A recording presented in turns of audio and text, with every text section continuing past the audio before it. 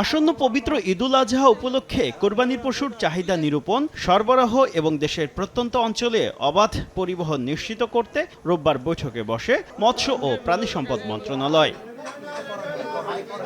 বৈঠক শেষে এবছর কোরবানিযোগ্য পশুর পরিসংখ্যান তুলে ধরেন মৎস্য ও প্রাণী সম্পদ মন্ত্রী। বলেন, কোরবানির পশুর কোনো ঘাটতি হবে না, বরং উদ্বৃত্ত থাকতে পারে ২২ লাখের বেশি।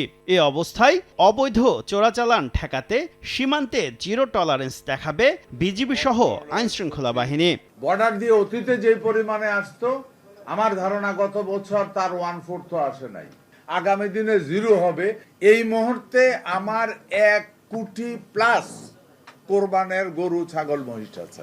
এবছর ঢাকায় ২৭টি সহ সারা দেশে ৩,৬০০টি পশুর হাট বসবে। নির্বিঘ্নে পশু পরিবহনে সড়ক, মহাসড়ক ও সেতু এলাকায় থাকবে বিশেষ ব্যবস্থা। চাঁদাবাজি বন্ধে অভিযান চালাচ্ছে সরকার।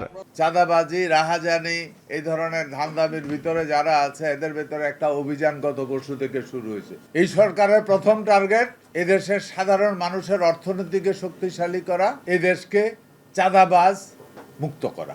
কোরবানির পশুর স্বাস্থ্য পরীক্ষা ও রোগ শনাক্তে হাটগুলোতে ভেটেরিনারি মেডিকেল টিম কাজ করবে বলেও জানান মৎস্য ও প্রাণী সম্পদ মন্ত্রী।